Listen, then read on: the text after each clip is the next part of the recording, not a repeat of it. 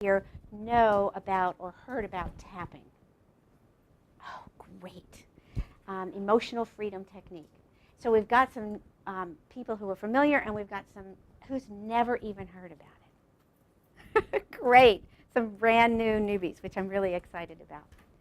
Before I even begin the workshop and the information that I have for you today, I want us to take a moment to just be here now. And we're going to do that with a breath.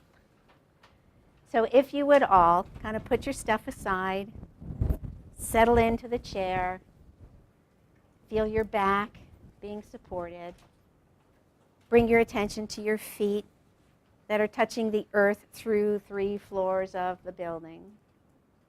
Notice that your head is kind of floating on top of your spine, sometimes a silver thread holding you into the heavens. Relax your shoulders, relax your neck, smooth your forehead. And now take a very full, deep, slow in-breath, breathing in. Hold it for just a second, and then exhale very slowly. And then now readjust your body again. And another in-breath, and then an out-breath. And then bring yourself right here into this room, here and now. Hi. So we can start some ongoing dialogue. What did you notice?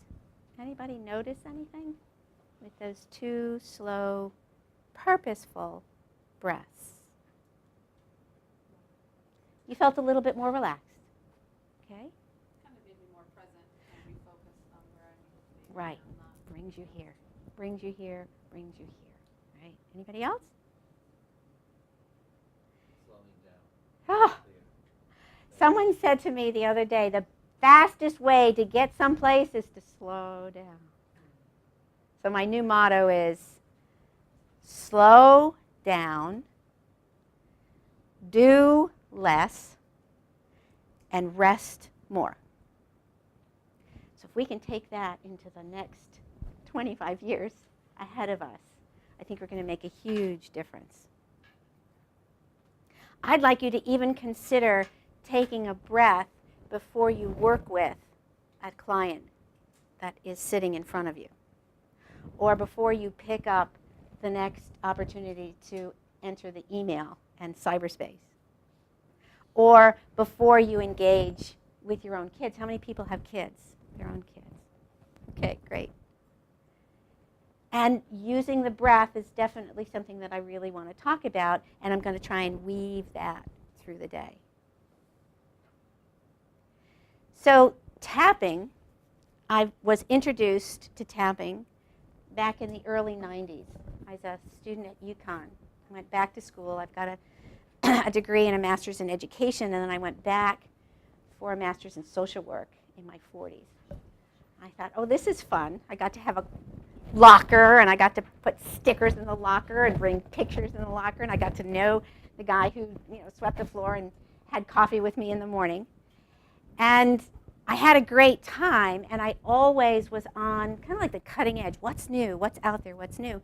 Nobody had heard about tapping. Very few. No one in my class, anyway. So I got to bring it to some of the students that were in my class and teach them a little bit about tapping. So really, I've been tapping for a long time, but just recently came to be involved and engaged with some of the experts that are out there in the field. Unfortunately, I didn't find that track until just recently. So it's been really fun to find, I call them the same kind of chickens in the barnyard. They're kind of talking the same language. And energy tapping started in, probably about 30 years ago. A guy by the name of Roger Callahan was doing muscle kinesiology, where you use your muscles to kind of like register what's going on and what's truthful for you. And he began to understand a little bit more about the meridians in the body. So we are pure energy. Anybody agree or disagree with that? Have you thought about the fact that we are pure energy? And tapping into that energy can be a very exciting strategy for us to shift what goes on in our lives. I've spent last summer working with 600 kids in inner city Springfield in their summer school program. And I was charged with teaching them skills and strategies to reduce stress and anxiety. Now, has anybody ever had a kid in summer school? They didn't want to be there, and I knew that. So I had to figure out, first of all, how to engage them in some strategies that would get them motivated and interested. And I started out with talking with them about energy, and that's what I want to do with you. So I'm going to pretend that you are 6th and 7th graders going to summer school, and you've got some stress and you've got some anxiety. So put yourself in that place of a youngster having to go to summer school, and it was a hot summer last year. Right? What would be some of the things that you would be worried about as a kid in that situation? Yeah. I'm not going to pass. Yeah. Yep. Right. So I'm worried about passing. What else? Worrying about what people will think if they know you're going to something. Oh, peer expectations. Yeah. I don't want to be in school during the summer. I spent all year there. Right. So I'm mad that I got to go. I'm in a new situation. I don't know where I fall in peer pecking order. Right. I don't know all these kids. These were inner city kids from all over Springfield brought together in one location. It's not fair because my friends don't have to be here. Yeah, that's not fair. So I'm feeling really angry and agitated and annoyed that I've got to be there. Am I going to be able to make friends? It's going to be a lonely summer if I can't make some friends, and I don't know these kids. Right? My kids are my friends. My group is out there having fun. If I don't do well with my friends, Oh, I've got pressure from home. Yep, pressure from home. This is really boring. Absolutely. I could tell it on their face. Because how many kids really don't need to be in summer school?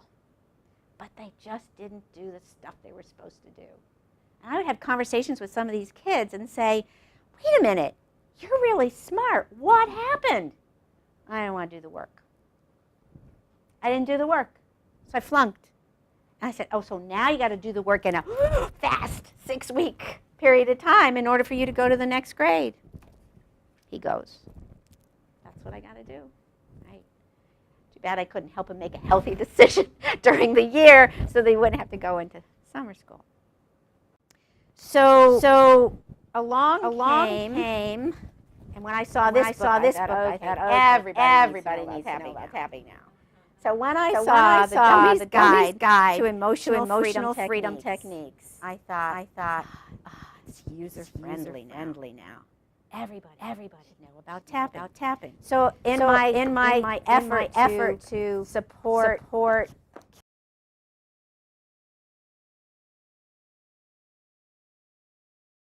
along here so that we could help manage what's going on for them. There's tapping for teachers. And then one of the other gurus, well, Jack Canfield, who wrote Chicken Soul, now he's tapping. and teaching people also how to build their business and to become wealthy because you tap through the issues that prevent you from being successful. He and Pamela Bruner. But Brad Yates is one of my favorites. Brad put together a little booklet that tells the story about a wizard. It's called The Wizard's Wish. About a little wizard who was able to help people feel better in a village. So I'll use this book, depending on how much fun I have with a youngster. I'll either tell the story or I'll read the book. When I have a parent and a child together, it's really supportive because now I can teach the parents to do the skills to learn the tapping. But it's a story about a wizard who had the ability to help people feel good. Along came a big storm into the village, and and everybody was cranky. Everybody didn't There feel was good. fighting, fighting, messy, and messy, it was just terrible. terrible. And the wizard was working as fast as he could, but then he got the crankies. And he didn't feel good. So one day, he began to research. And he was looking He through was all these books. He was but at he his was desk, little and picture it's there. it's going like this, going like this, going like this, and all of a sudden, sudden, a a little grumpy fell out. Now, he's the only one who could see the grumpy. And I have these little puppets that I use. So there's the grumpy that fell out. And he said, said, "Oh, I feel a little better. So we researched the and world. he found meridian tapping in China. And then he developed a a whole map to teach the townspeople how to tap. And they tap. said, And well, they said, we don't have a magic wand. He went back to his desk and began thinking, magic wand. Here's your magic wand. Two fingers. That's all you need to tap on the meridian points that are going to feel help good. you feel good. But we don't have the magic words. And so he created the magic words. words. So I'm going to give you an experience of tapping. And then I want you to see a baseball player tapping who's in the dugout. I was on the news about 7 years ago. Very exciting. And that really bought the kids. Okay, now I got you. And then I'm going to do some some stuff stuff about about the the brain. And And I'd like this workshop to be a little bit interactive. So if at any point you have a question, feel please comfortable to let me know. I'm And sure your question is also on someone else's mind. Right? So tapping follows a series of points on your body. and And you say we call it a setup statement. And the setup statement is the same all the time. And it's Even though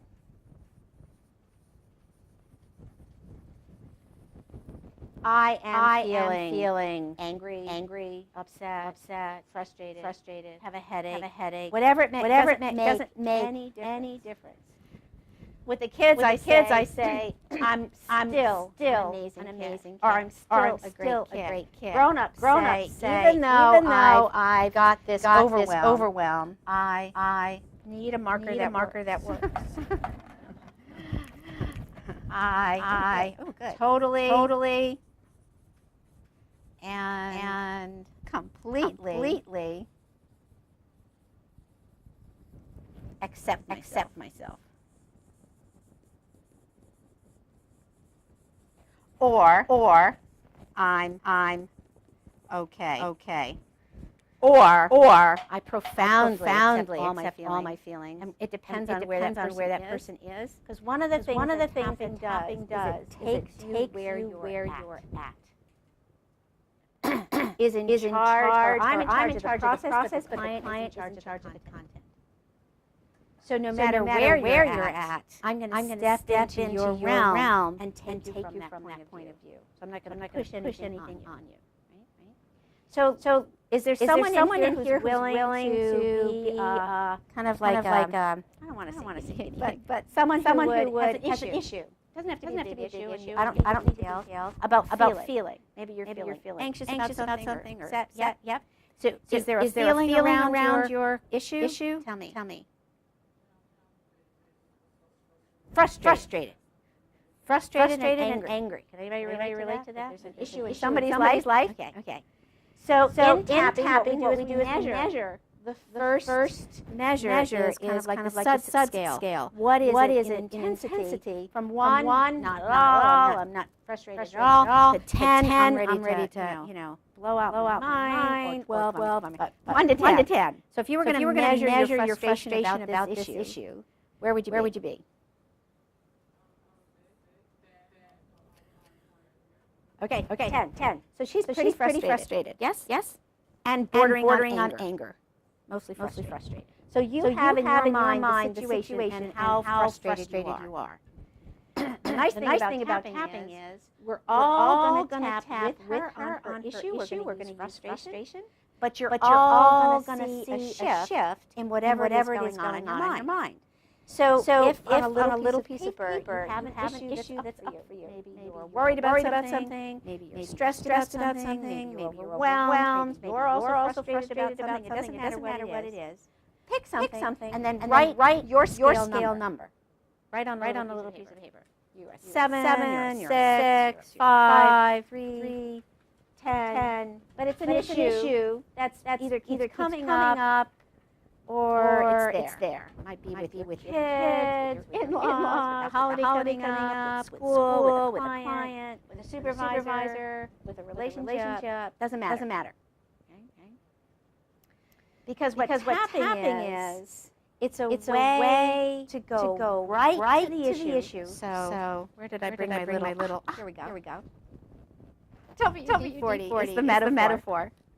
So tapping's like WD-40 on your emotional system. Right?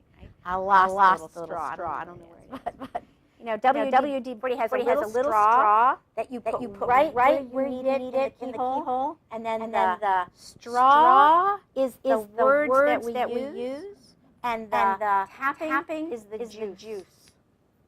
Because when you go with WD-40, what happens? No more squeaky. Right? So that's one of the metaphors that makes so much sense. It goes specifically to the issue. And we don't need all the details. We just know she's frustrated. I just know you've got emotion. But we're all going to say the dialogue. It's going to be like Simon says. And we're all going to see how you feel at the end of a couple of rounds. So we'll do rounds. I gave you the points in your handout, so you don't have to write this down. I'm going to go through the points first before we engage in the process. So the first point is what we call the karate chop. It's that fleshy part between your pinky and your wrist. And so what you do is you just tap on it. So everybody just see how that feels. So you're tapping on the side of your hand. That's going to be our setup statement. Even though I'm so frustrated, I totally accept myself and all my feelings. We're going to do that time. That's the first point. The second point is at the top of your eyebrow, right where your nose kind of like starts, where your eyebrow starts. That's the next point. So you're going to tap right there. Then you're going to follow your eyebrow down to the little bone. That's right at the side of your face. Not in the temple, not in your eye, right on that little bone. So you're going to tap right on that bone. Out. Nice. And then underneath your eye, there's a ridge. And if you're very gentle, you can feel the ridge. And kind of right where your eyeball is, there's a little nick in the ridge. So if you can find that spot, that's the next spot. You're going to right under your eye. Then the next point is right under your nose where that kind of dimple is. Interesting, we all have one. And then there's a crease in your chin underneath your lips. Right there. That's another one. And your collarbone, and about an inch below your collarbone is the next point. Both hands, one hand, cross hands, brain. There's all kinds of ways to do it, but we'll just do that. And then I tell the kids, this is the fun part, but it really works. Under your arm, about 4 inches down, where your bra or your armpit is, about where your bra strap is if you're a woman. 4 inches down. Okay. And then on the top of your head, kind of like around in a little circle on the top of your head. Now this is one of the basic algorithms of tapping. There are lots of other ways to do it, but this is the easiest, and this is the one that Gary really has professed to share with us. It's the one that you can learn really quickly. So again, I put the points in your handout so you don't have to worry about memorizing. And there's lots of stuff on it. So we're all going to play Simon Says. Ready? Take a breath. I'm going to start with the karate chop. And we're going to say, even though I am so frustrated. I totally and completely accept myself. And all my feelings. Even though, take 3 times, even though I am so frustrated. I totally and completely accept myself and all my feelings. Even though I am so frustrated and I'm mad. I'm frustrated and mad, and this is really bothering me. I totally and profoundly accept myself and all my feelings. First point, right here. I'm so frustrated. End of your line. I'm so frustrated. I'm really mad. This really bothers me. Underneath your eye. This is so frustrating. I'm so frustrated. Underneath your nose. I'm really frustrated. I'm really angry about it. More angry than I thought. I'm really getting annoyed. And so frustrated. Underneath your lips. I'm so frustrated. Really frustrated. It takes a lot of energy. I'm so frustrated. Collarbone. All this frustration. Whew, all this frustration. It's so frustrating. Underneath your arm. All this frustration. All this mad. All this annoyance. So frustrated. Top of your head. Oh, I'm so frustrated.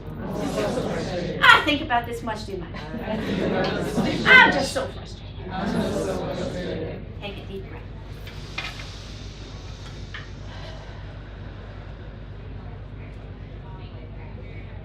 Go back and tell me, what do you notice? So what do you notice for you?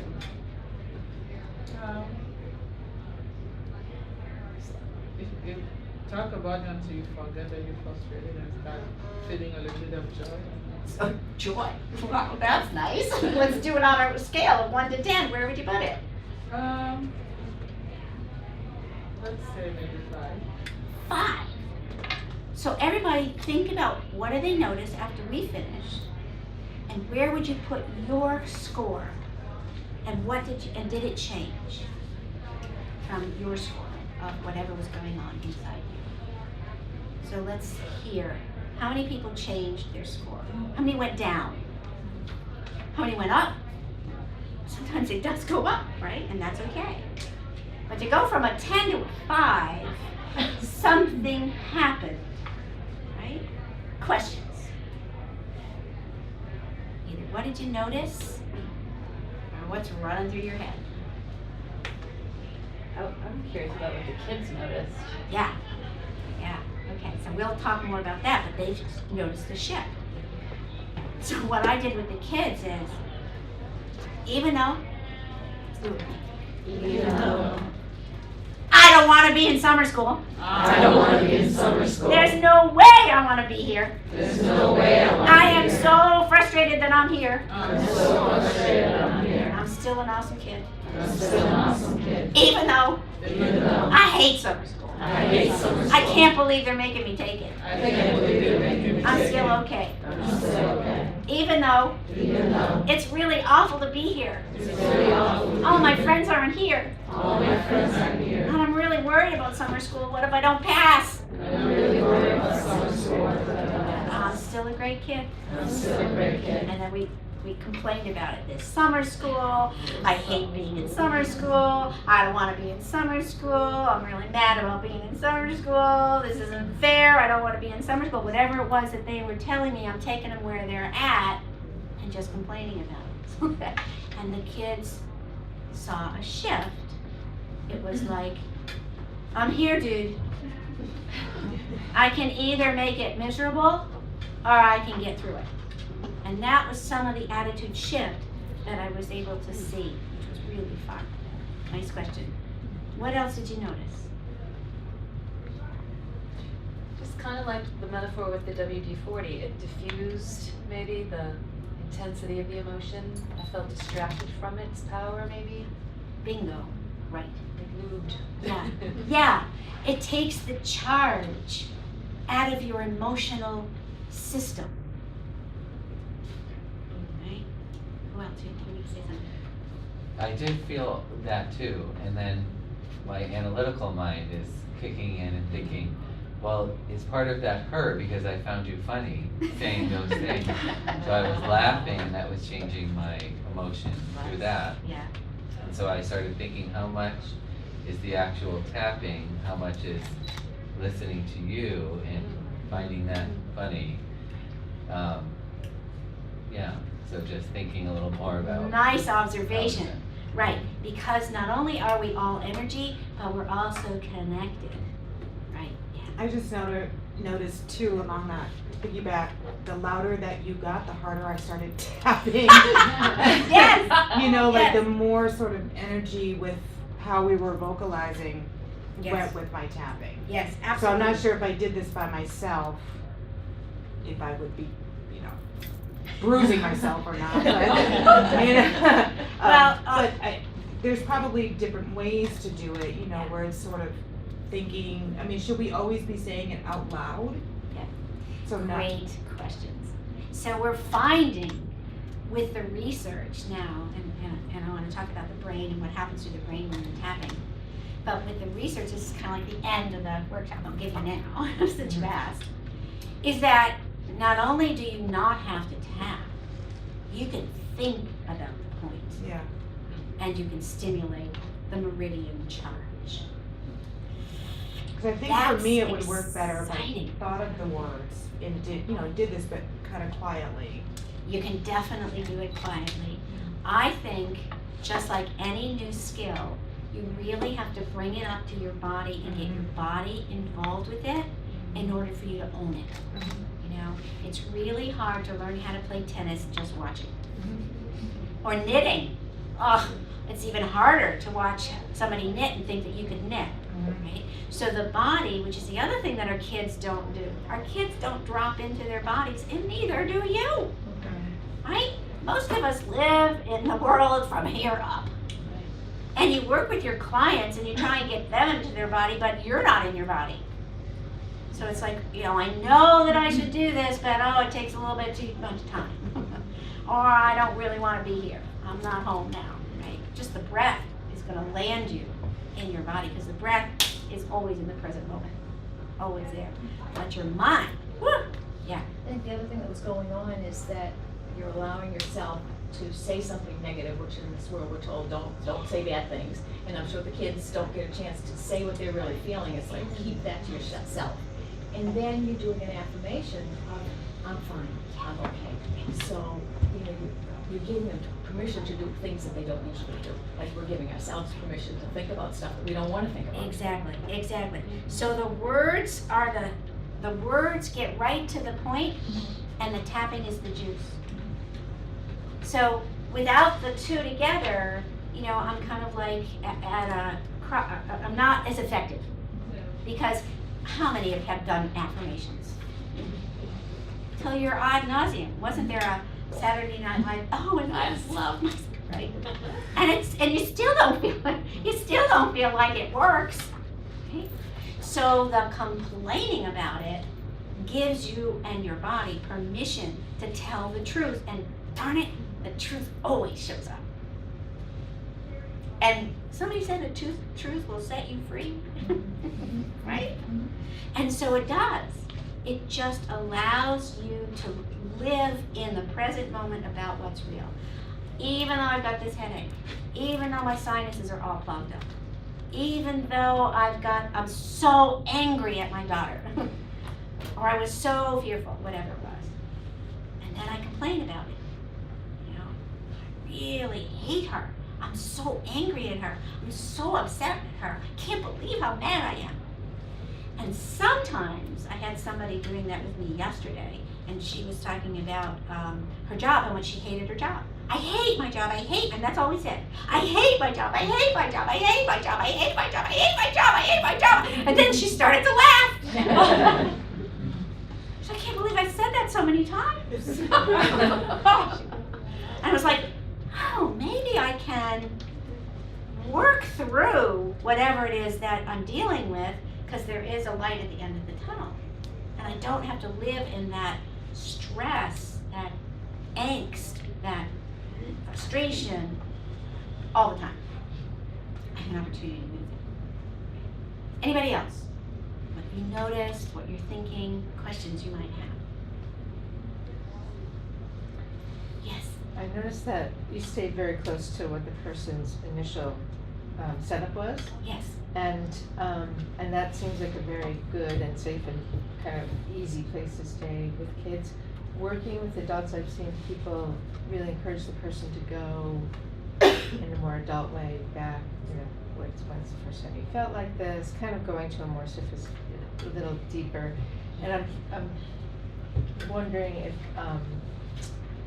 if you find kids are able to do that, or if you feel like it's important to really stay very close to the setup and not encourage people to start reassociating and moving within Right. their.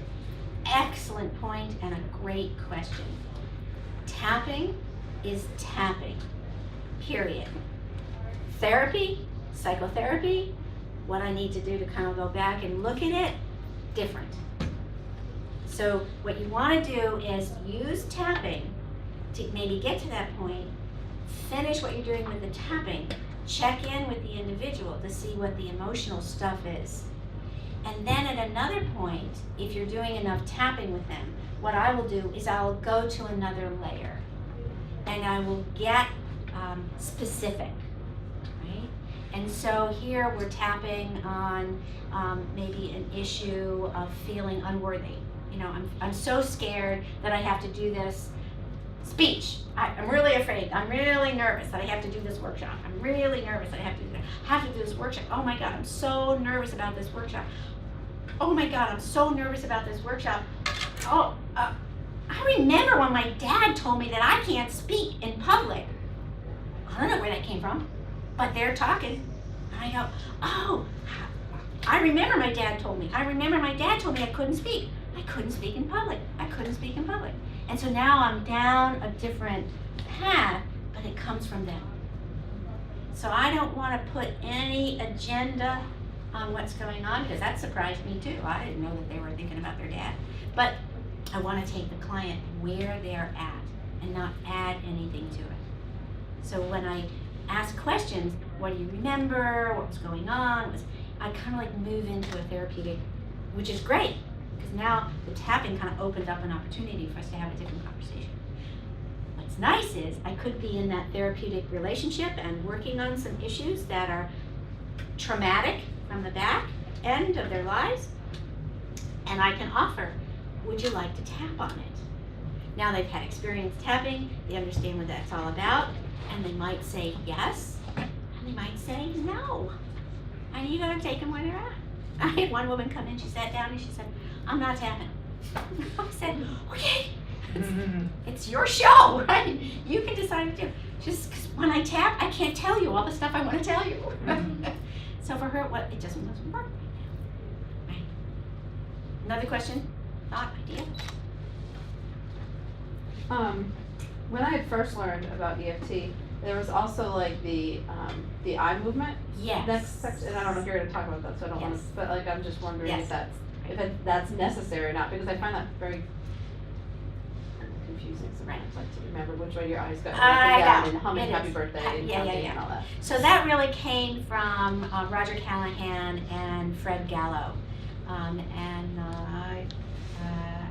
Grayson is the other guy who uses that too. It's called the 7 gamut. Yes. And so what you do is you're tapping on this part of your hand, and I can't even remember it all. And you can try do what I say. So you're tapping on it's called the metatarsal between the pinky and the middle finger. Sore spot. Sore spot. Yeah, it is sore. And this is a sore spot too. Right. So you're tapping there, and you look down very hard to the right with your eyeballs. So look down to the right, and then look down to the left. And then look up to the right, and then look up to the left. And then very slowly roll your eyes around in a circle to the top, and then roll your eyes around the other way. And then count to 5. 1, 2, 3, 4, 5. And then hum Happy Birthday. And then count backwards from 5, 5, 4, 3, 2, 1. And then You hum again. And then you hum again. This is supposed to relax. I That eye rolling gave me a little headache. I So what they Yeah, I use don't that know. for is to move you through a resistance. Wow. Wow.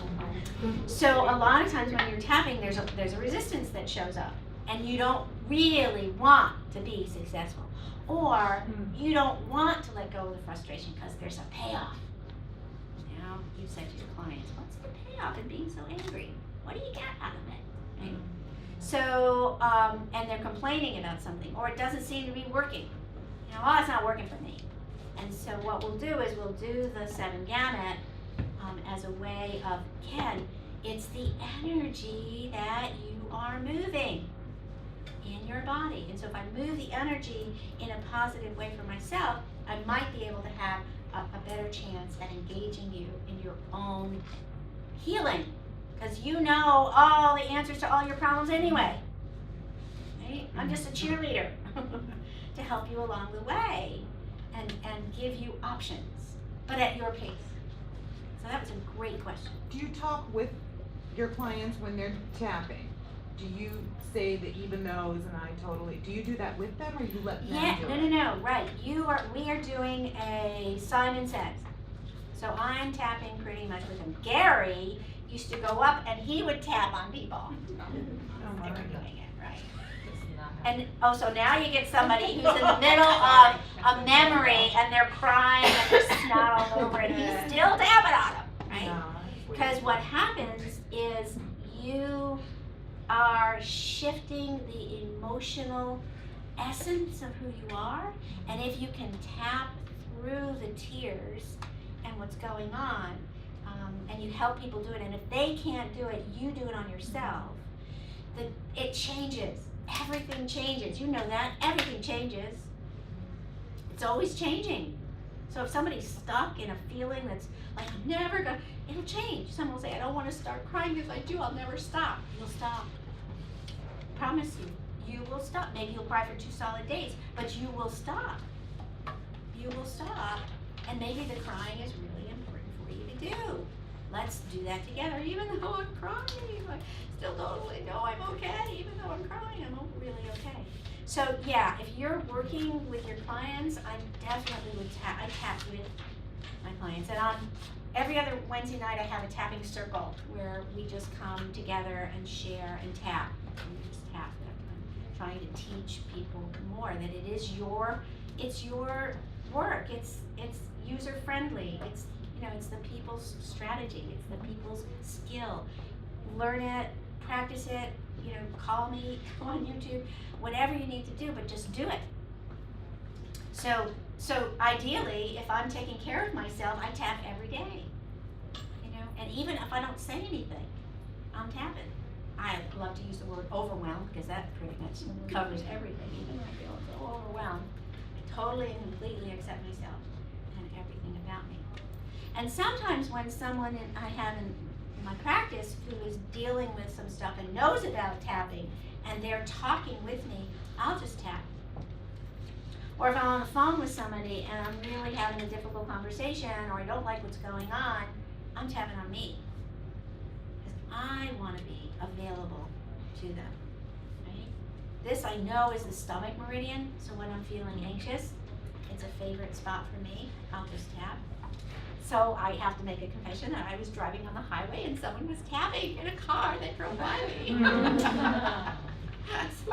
So it's coming. Even Dr. Oz had it on his show. He did some tapping. So it's coming. You're going to see it in the magazines. You're going to see people talking about it because it's user friendly, right? Yeah. So I come from a pretty relational point of view, theoretically, as a therapist, and for me, my experience with tapping, it's pretty relational. Like when I'm tapping even by myself, I have a feeling that I'm connecting with my therapist or the person who's teaching me or the trainer. What are your thoughts about, it's obviously about connecting to yourself, but in the kind of Rogerian way that, being seen is healing. Right. Do you feel like it's more powerful or important to start with someone and that's relational, or you could just get a book and do it on your own and be like wildly successful just yourself? I think, and it's a great question too, because coming to new information, it's can I learn it on myself or can I do it with a coach? I really do recommend that you work with somebody who has experience in tapping. And I try to do that. I'll try and find somebody who has done it more than I have, and that was really amazing to be able to tap with them, some of the experts that are out there. So I think what that does is it gives you permission to see how you fit with it, and also to ask about, well, what's going on? What's going on for you? And someone who is teaching you the tapping is taking you from where you are, and now you know how to take your client from where they are, and it is relational. You do build a relationship that's really significant and powerful. And I do have clients who will come in and they'll say, I heard your voice in my head. Why don't you tap? Why don't you tap? And it's like, okay, do it. Tap. And because the formula is so easy, and the more you do it, the better you get. The better you get, the more you do it. So this summer, we tapped every time I saw those kids. We did a little bit of tapping every time. So by the end of the 6 weeks, they all knew the points. And if I hung out with them like in the morning or when they were leaving, they would tell me the points that they remembered. Miss, look, I got the points down. I know where the points are. Great. That's great. And then I started seeing some results. Oh, I have something on my computer that I can share with you. But let me show you the baseball player, all right, that everybody kind of like bought into. If this works, I'm going to get it down. Reyes trying to relax himself. I don't know if that's acupuncture, acupressure. A nervous freshman trying to calm himself and stay focused. Some of the hardest part of the College World Series is waiting to play, waiting to pitch. Remember, these are the last 2 teams to take the field here. That freshman had to wait around and see a lot of baseball before he got to take the mound, and right now he's going to be calmed down by the guys. Dying to know if anyone has told you about this in your college days in Major League Baseball. According to some of the players in the Beavers dugout, what Jorge Reyes was doing with tapping was he was just kind of realigning the energy and so forth around as he was told, actually like a psychologist or consultant came in and spoke. It's kind of like a holistic approach, kind of realigning the energy. I've never heard of it, but you know what? I was about to say before you went to this that there's got to be a good reason. Yeah, it helps you get focused, relaxed, kind of center yourself holistically. I'll let you go without talking about the emotional freedom technique. A lot of people learned about that for the first time during the College World Series last year. It's a technique that you guys learned to sort of calm yourselves during games. Can you talk a little bit about that and sort of its role with your game day preparation type? Coach Spencer last year, our pitching coach, had a guy, Greg Wilbur. He came in and he taught us this new acupunctural tapping stretch reliever thing. He wanted to teach us to just kind of calm us down. And I'm a really superstitious guy, and I started off doing it as a superstition. And then I felt good when I was pitching, so I kept doing it. He has points, the chest right here. When I tap that, it's supposed to calm me down and keep me just control, give me a little extra energy so I won't be tired when I go back out. And everything has, a certain, I don't think I even remember them all, I just know that I do it because I think it works out for me. But it's supposed to center your body and give you energy, so I thought I could take any help I can get. Absolutely. I think at this point you can't argue with it. It seems that you guys won the College World Series. Hey, Joe, thanks for taking the time to join us. We really appreciate it, and good luck from here on out during the season. No problem. Thank you. So what do you think I did when I showed them that? I was like, wow, I was a hero. Exactly. Yeah.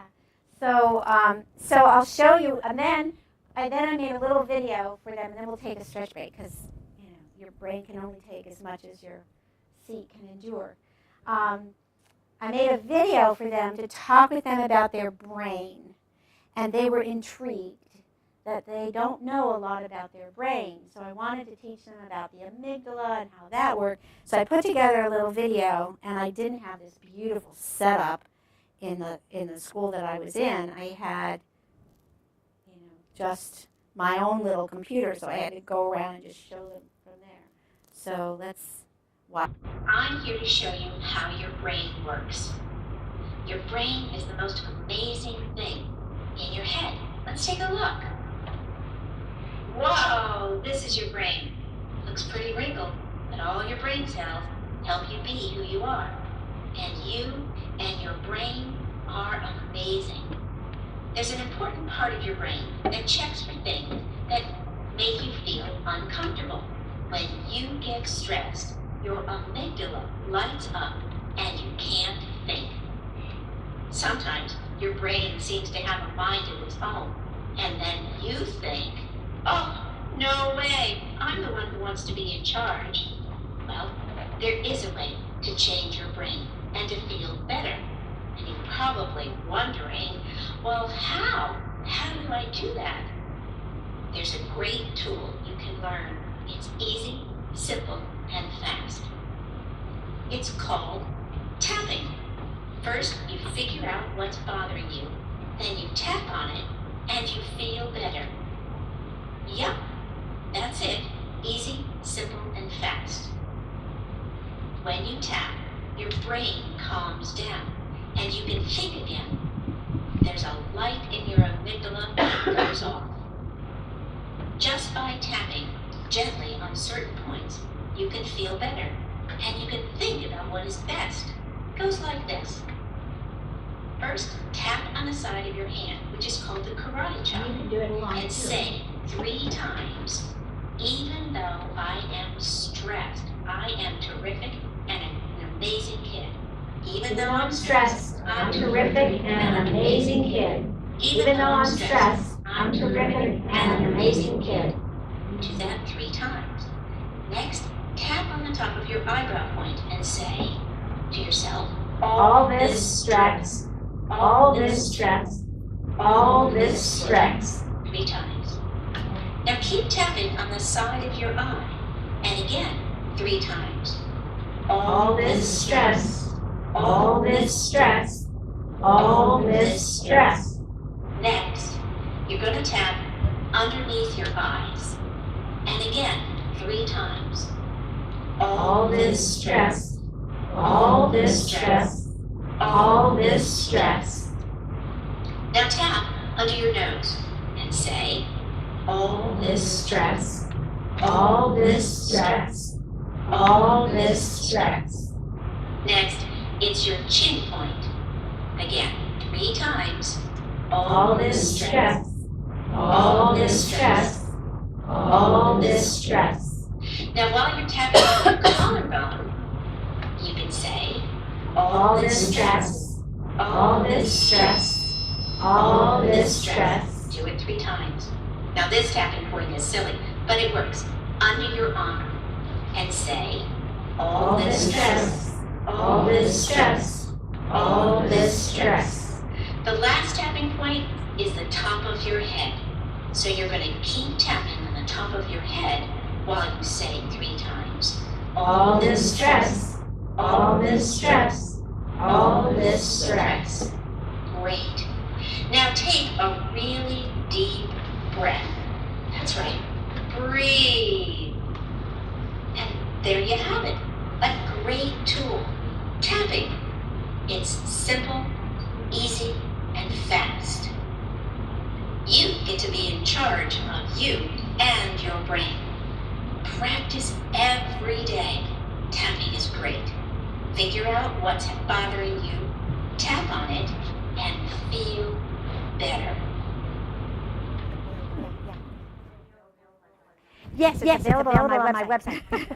Yeah, on my website, and I sent you out some little flyers if you want me to send you some links, especially to put together a free little mini book.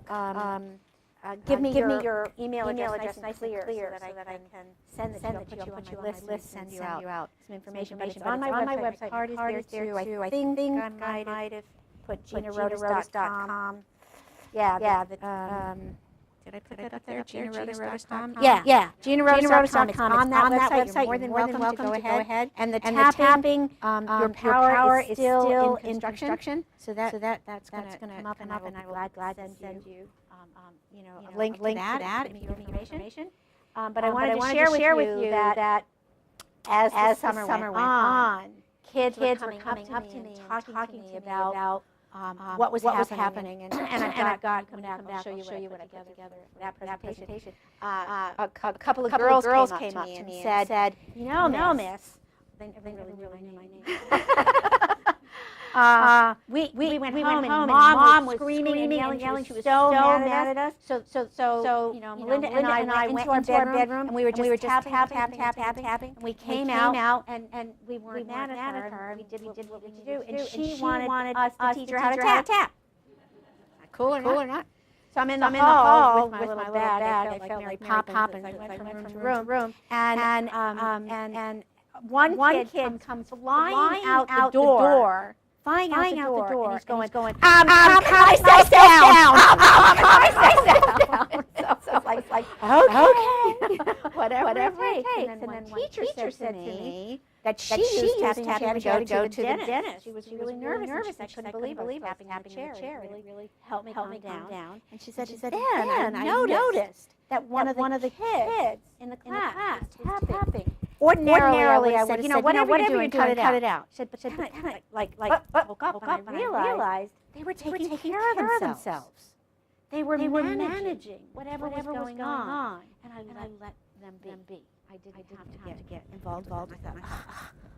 However she learned that was great. I was excited about that stuff. So yeah, when you take a break, stretch, let's say at 10 after. Take a breath. Hold it at the top. Hold it. Let it go. Now hold it empty.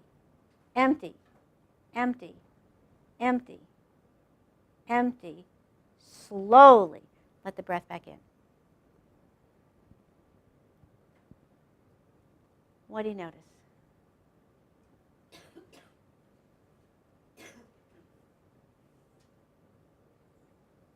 Anybody?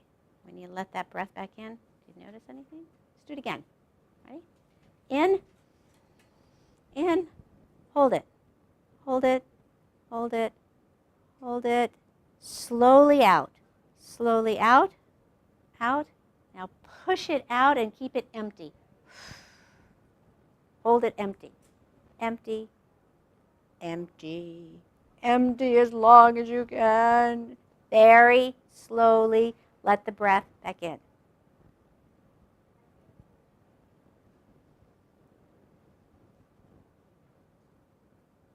Besides being a little lightheaded, because it's the most oxygen you've had probably in a week, what do you notice? Anything? Anybody notice? Easier coming in, that big breath that comes in. Usually it's fuller, because you're so happy to have it. Right? So you open up your lungs. I wanted the kids to learn their breath and how their breath works. I wish I had you here for another 3 hours, but I don't. So my little demonstration for the breath, because notice that every time we did the tapping, at the end of the tapping, what did we do? Take a breath. That allows you to settle in. It's important to remember the settling in piece. So I said to the kids, I'm going to show you a little demonstration. And so I've got 2 containers here. And if I take this container here and I pour the water from here into here, which part fills up first? The bottom. Right on target, right? Bottom fills up first. Now I'm going to pour the water from here into here. Which part pours out first? The top. Really simple demonstration. But what it does for kids and for us as grown-ups is it illustrates what a deep breath should be. If you're going to bring the breath in to your bottom of your lungs, which many of us don't because we live in this much lung space. And how many times have you been driving, like in a snowstorm, and you realize you haven't been breathing? You go, oh, I even forgot to take a breath, right? So that bringing the breath all the way down to the bottom of your lungs is like filling the cup from the bottom first. So now I've got a visualization of it and an imagery of it so that when I breathe in, my hands are going to push out my belly because my diaphragm is going to move down and open the lungs down here. Right? So let's take a big belly breath. Breathe in. bottom first, and then the top fills, and now empty from the top.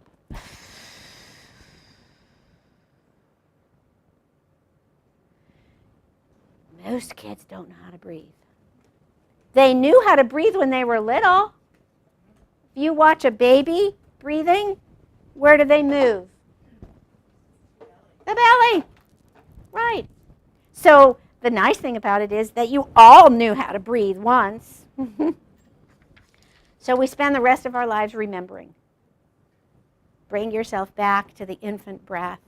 Bring yourself back to that place of equilibrium in using the breath.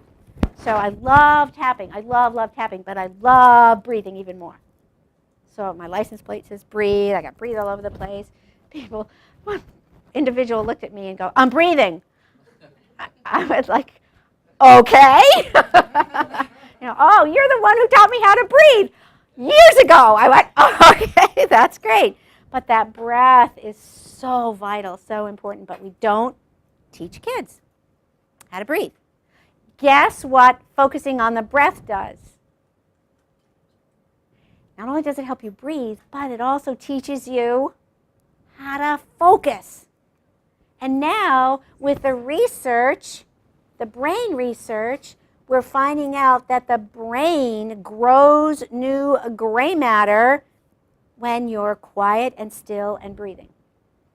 And every time you bring your attention back to your breath in your meditation, every time you bring your attention back to your breath, you're building gray matter to teach you how to focus. So when you teach your children or your clients or whoever you're working with to take a deep breath, first, how many people come into your office and they're frazzled and they can't, it's like diarrhea of the mouth. They're like, they can't wait to tell you everything. So bring them in and say, okay, let's take a breath. Let's just breathe. Take a breath. And they begin to understand that walking into your office or in your presence, you're going to breathe first, even if it's in the schools. Let's just breathe. The schools, I used to teach the kids in middle school tapping, right? Middle school. They go, Miss, I'm not going to do that. I said, come on, you're sitting in the table. Nobody knows what you're doing. You go like that. You go like this. Nobody knows. A teacher doesn't know. So I taught them finger tapping. So finger tapping, and it's in your handout, is just as effective. What you do is you tap on the side of your feeling, not on the top, on the side of your finger. Those are all the points. Are these like pressure points? Yes, meridian points. And there are pressure points, yeah. Say again? Is there an No. order? No. That feels Yeah. better. Yeah. Doing your face. I mean, I do this a lot anyway, like when I'm sitting on the See? I knew you were hooked in. I thought I was crazy.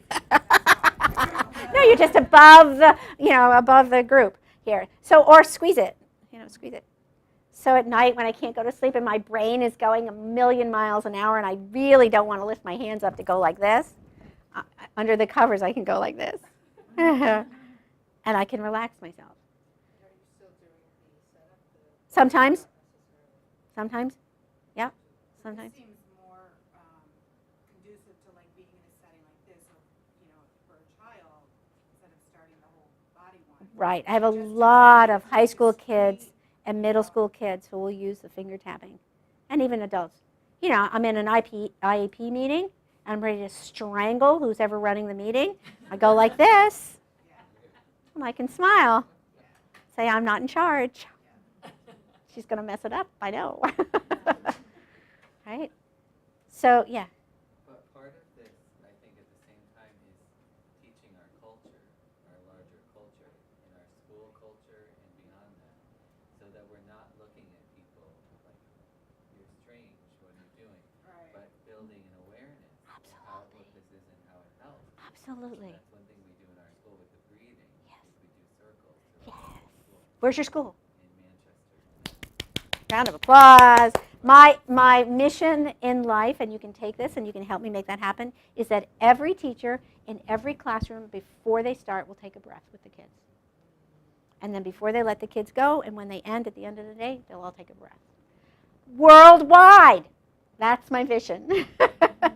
that everybody will start with a breath. So if you're at a board meeting or you're at a staff meeting, you can stand up and say, you know what, can we just take a breath? Because it does a lot of things. It also gives you the oxygen you need in your brain to be able to make a decision. So just stop people. Just stop them. Say, okay, take a breath. Let's just take a breath. We find that the kids are remembering more too. Yes. Because we do a whole activity with it, but the breathing is just the beginning. Yes. They remember what one another said, and they can give it back and share it in their own way. Wonderful. Wonderful. Are you familiar with mindful schools? Yeah. So it's coming.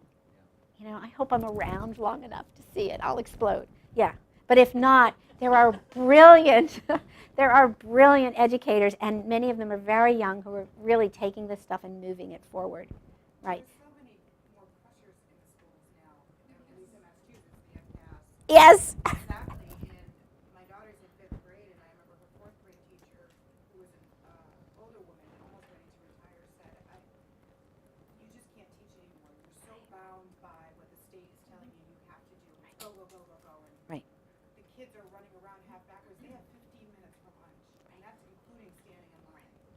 That's not okay for me as a parent. It's not okay. It's not okay, period. It's not okay.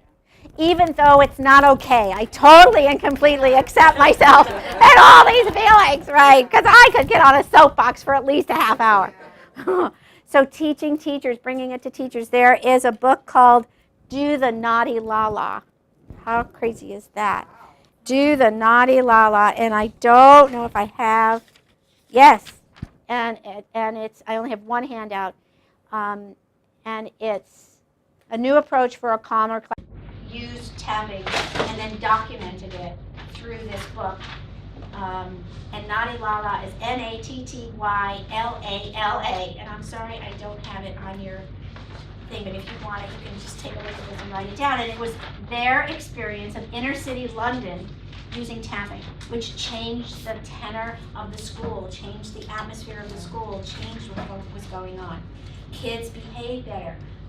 My fame to claim for the summer program, because it was under the radar, I couldn't really document anything. 6 weeks, 600 kids, 6th and 7th graders, right, from all over the city, didn't know each other, not one fight, not one altercation. And at one point, I was in one room talking with the kids about something, and we heard this huge ruckus in the hallway, and I thought, oh man, and they all started to get up, and they went, wait, let's tap. And we just stood there in the room. They sat back down in their seats, and we tapped until the noise in the hall calmed down, and then one of the teachers came in and said, it's okay, a kid just dumped over a desk.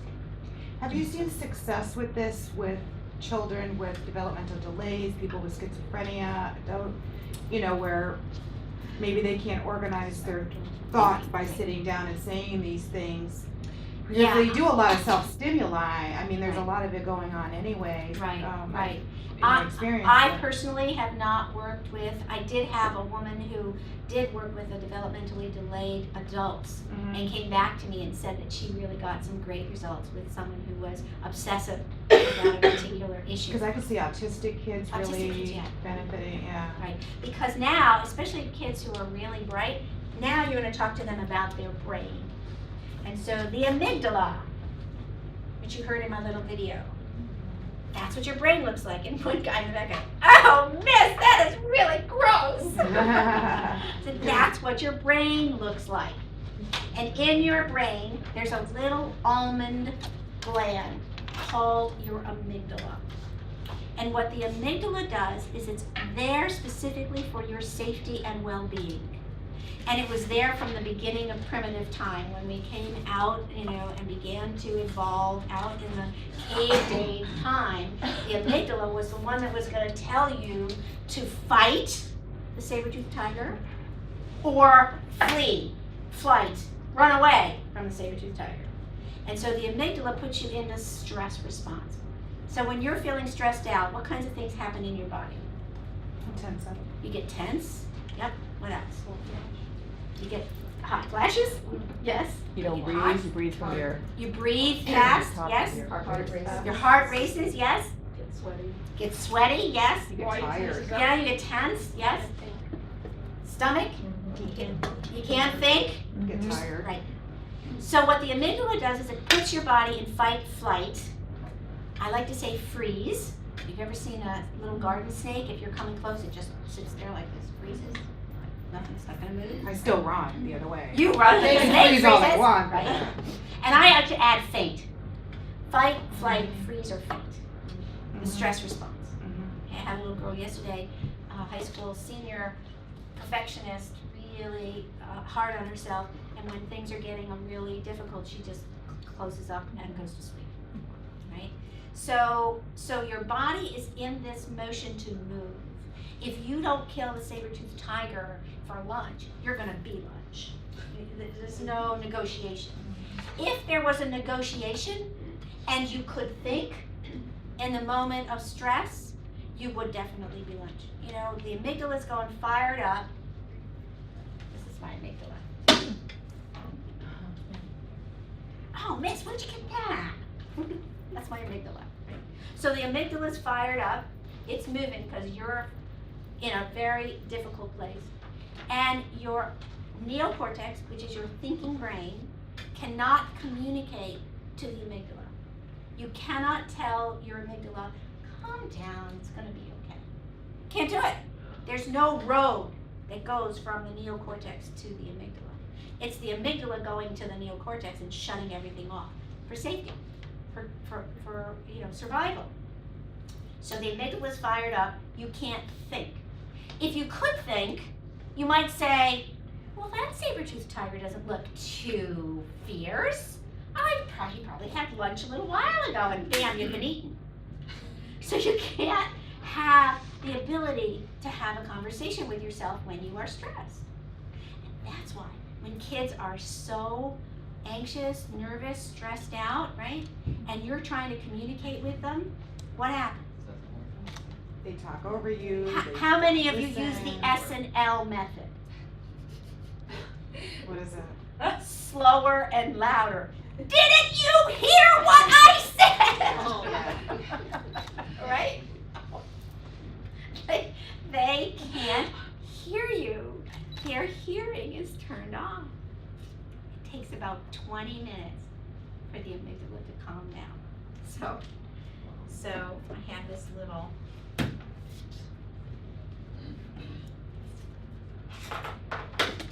brain. Right? So I say to the kids, okay, so you just got in a fight with somebody, right? Oh, can you see? So your amygdala goes off. You can't figure out what to do next. And what happens when you can't think? And inevitably someone will say, you do something stupid. Yeah. You make a bad choice. Right. You know, you're mad at, you're mad at somebody, yeah, see, there's your amygdala. You're mad at somebody at the lunchroom, and you open your face, and something spills out. And you say to the teacher, well, I didn't do that. I used to say to the kids, the teacher would say, well, he used a swear word, or he called me a name, or whatever it was. And I'd say to the kid when I had him in my office, did you think it? And he'd go, yeah, she's a real jerk. I went, well, it spilled out your mouth. And she heard it. So you're in trouble, right? So what tapping does is it calms the amygdala down. Quicker than the 10 Yes! minutes? Quicker, right? So that's what that kid, when he was running out the room, I'm calming myself down. I'm calming myself down. Because he knew that if whatever happened in the classroom, if he engaged in it, he was going to get himself in trouble. So isn't that a better idea? And the kids agreed. Yeah, that's a better idea. So I put together,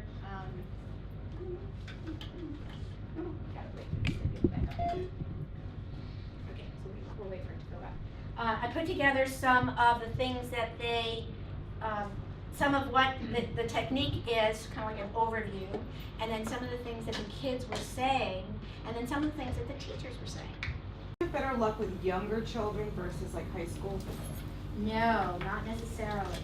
Not necessarily. The high school kids that I have in my practice are very eager to learn something that's going to help them deal with their, and I have a video of a 10-year-old, I think, that I'll share with you. So, okay, so EFT or tapping helps you feel better. This is my little sweet Scarlett. I just love her. She's pointing to her heart. Right. And so, what's tapping? Based on ancient Chinese meridian pathways, you can feel better by gently tapping specific points on your body. Why use it? Tapping is always available, it's inexpensive, and it works on almost anything. So that's the golden rule. I mean, it's in your pocket if you remember to do it, which means you have to practice it. I mean, keep reminding them. That's my grandson. How does tapping work? By tapping on specific points, you open the flow of energy in your body. You can successfully release the emotional charge of discomfort, pain, and suffering. You know that pain is inevitable. Heard that one? Suffering is optional. Great Buddhist statement. Suffering, pain is inevitable. There's pain. I can't help you maybe get rid of the pain, or maybe I can. But the suffering, yeah, I can help you change the suffering. So tapping helps that happen. Oh, wait, can you use tapping anytime, any place, on almost anything? That was another granddaughter. Tap on anything, anywhere. And how do you tap? Tap gently on the sequence of points. Pretend you're drumming on a tabletop, or transfer your fingers to the points on your body. So sometimes when I get really frustrated and it doesn't feel like the energy's moving, I do it harder. But harder is not better. Faster is not better either. Okay? It's just stimulating those points. You know, when you think about acupressure, they just gently put the little needles in. So that's all you're doing. And so even if you just touch the points. What about rubbing? And You just sort of gently massage yeah, those for areas. some reason, rubbing isn't something that I have come across. I think holding, you get the charge in the meridian, and tapping, you get the charge in the meridian. But rubbing the thalamus would be something that I would rub, a sore spot, just right here. And that also is a great point for helping yourself have more energy. Oh, and then there's the tapping points, and I have some of those little pictures. That was my granddaughter drew that with all. Right. So then let's see if I can get out of this. Press escape sometimes to get help.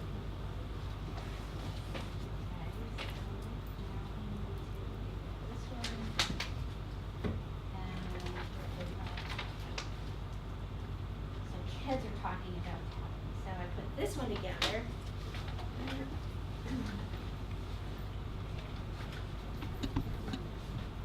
So kids are talking about tapping, and tapping helps kids stay balanced and in charge of their feelings, and that's what you want them to understand. Energy in motion is feeling. Energy in motion. Think about that. That's why they call it emotion. That's all a feeling is. It's energy in motion. So they get charged up, you get charged up, because the energy is moving through you. And this piece of information and research is very exciting. Feelings, which is energy in motion, only lasts, ready? 6 seconds.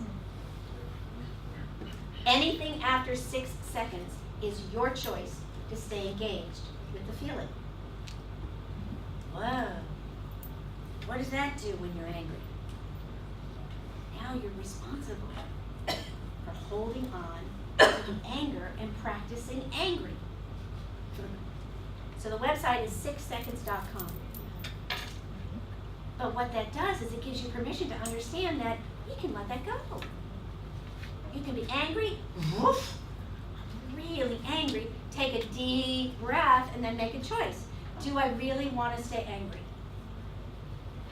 Am I going to get, what are the benefits for staying angry? Maybe it's I get noticed, but helps me calm, these are what the kids said. Helps me calm down when I do have to make a decision. Tapping will help me stop fighting with others. Calms me down first. Tapping helps me pitch better when I played baseball. That was really fun to get. I had the kids send me little notes of what was working. These weren't the pictures of the kids, these I got from the internet. Tapping helps me not get in trouble.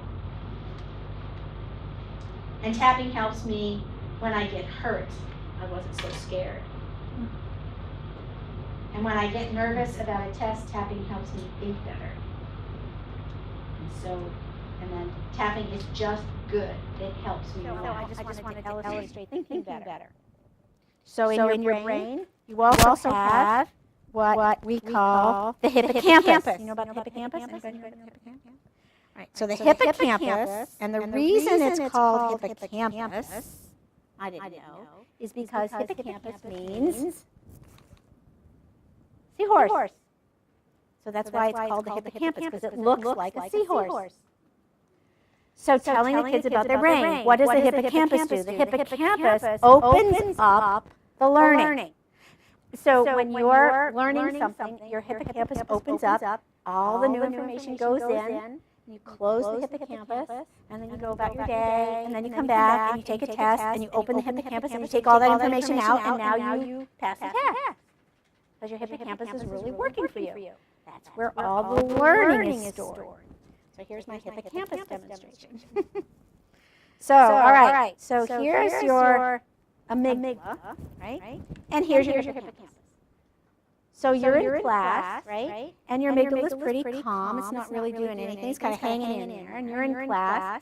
And the teacher's teaching something that you're trying to learn. And one of the kids in the back is causing problems. And the teacher says, Jimmy, cut it out right now. Just get your stuff and just walk right out of my classroom right now. Teacher says that, right? And your hippocampus goes, crap, what if she gets me next, right? Oh dear, what was that? The alarm, I don't know why. Okay. What happens if she gets me? Right? So now, here's the learning going on, and my amygdala is up and alert. Oh my gosh, what happens if she gets me next? Bam! Goes the hippocampus. The teacher goes back to the board, and she's trying to teach whatever it is she's trying to teach. But my amygdala has closed my hippocampus. I don't hear one word she says, because I got scared, or nervous, or anxious, or whatever. Enough to trigger my brain into fight, flight, freeze, or faint. So then, there's a quiz the next day. And I'm coming in and I'm going, oh man, a quiz? I have no idea what we're going to get on this quiz. Oh, I can't get my hippocampus open. I can't pass the quiz. Because my amygdala is off and running and keeps my brain from learning and retrieving the information that I could have had inside. So I tap. Even though I'm scared about what the teacher just did. Even though I'm nervous about what she just said. Even though I'm afraid that Jimmy's going to get in trouble. I'm still a good kid. I'm still okay. I'm okay. I'm sitting in the classroom and the papers are out there and I'm ready to take the test. I'm so nervous about this test. I'm really nervous about this test. I'm nervous about this test. I'm nervous about this test. So my amygdala is going to calm down, and I know the information. That makes sense, right? Now the kids understand that when they're stressed out, they just can't learn. Not their fault. They need time to breathe and calm themselves down. So that really made sense to them. And then the last one I did was teachers who also sent some information my way. What teachers? So in that program in London, what the kids did is the kids just came in from recess in the morning and they just tapped. They didn't say anything. They didn't say any words at all. Because if they're organizing their energy field to pay attention and be focused, you don't necessarily have to say anything. And you can tap yourself. That's my other granddaughter. Easy, simple, fast. The kids are quick learners and the process of tapping makes sense to them. The teachers were pleased that it was such an easy, fast way. It's So you got to give them a little bit of background information, but the kids pick it up. They understand. Tapping's a great tool for helping kids feel better. And isn't that what we want to do? We want to help them feel better, because when they feel better, they're engaged in life. And if we can keep them engaged in life, then they're willing to learn and do what they need to do. There's an incredible amount of brain power in our high schools who sit on their doofus and don't do anything because they're so angry and bored out of their minds. They're not tapped. Their brilliance is not tapped, and they can't figure out what to do with their emotions. So once they know tapping, we can use it on almost anything, and it works. Happy teachers will change the world. So I want teachers to be tapping, help them, because that is incredibly stressful. The most stressful job on the planet is teaching. It's the hardest job on the planet. So however we can help teachers make that happen is going to be incredible for them. Great. So then I just have one video that I was able to. Teachers who also sent some information my way, what teachers are saying about tapping.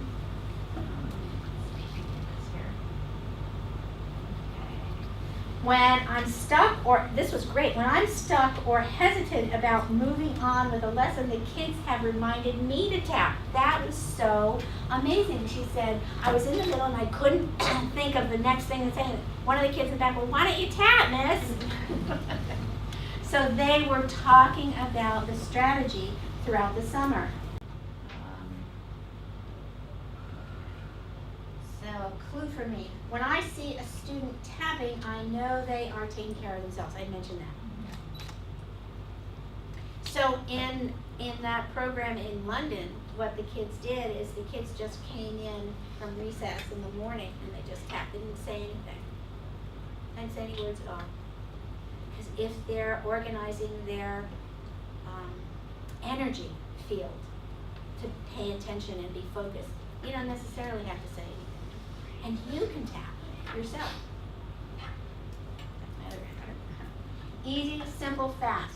The kids are quick learners and the process of tapping makes sense to them. The teachers were pleased that it was such an easy, fast way. You got to give them a little bit of background information, but the kids pick it up. They understand. Tapping is a great tool for helping kids feel better. And isn't that what we want to do? We want to help them feel better, because when they feel better, they're engaged in life. And if we can keep them engaged in life, then they're willing to learn and do what they need to do. There's an incredible amount of brain power in our high schools who sit on their doofus and don't do anything because they're so angry and bored out of their minds. They're not tapped. Their brilliance is not tapped, and they can't figure out what to do with their emotions. So once they know tapping, we can use it on almost anything, and it works. Happy teachers will change the world. So I want teachers to be tapping, because that is incredibly stressful. The most stressful job on the planet is teaching. It's the hardest job on the planet. So however we can help teachers make that happen is going to be incredible for them. So then I just have one video. Secure. Open all the way. Oh, here. So this is Mia, and she's 10. Let's see if they hear what she has to say. Can you hear? Can you hear it? Sorry, the audio's not coming through.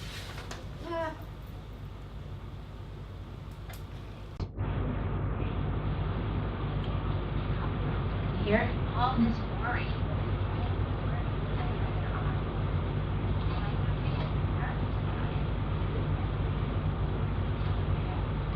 And my heart starts pounding. My heart starts and then my hands get like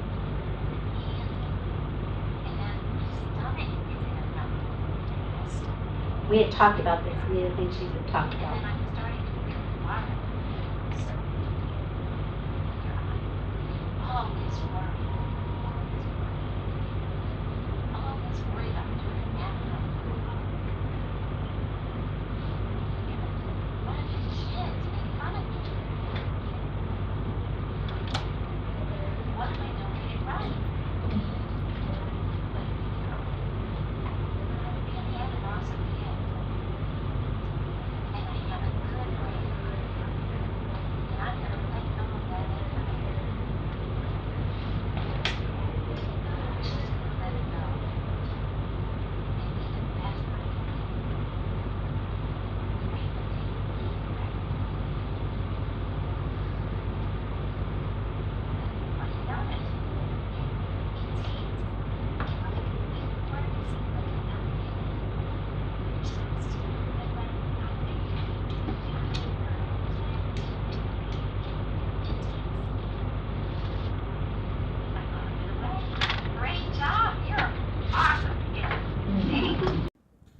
She was good. Now, she's been tapping with me for a while, and we've used it in all different kinds of situations, and she's given me permission to use her video here.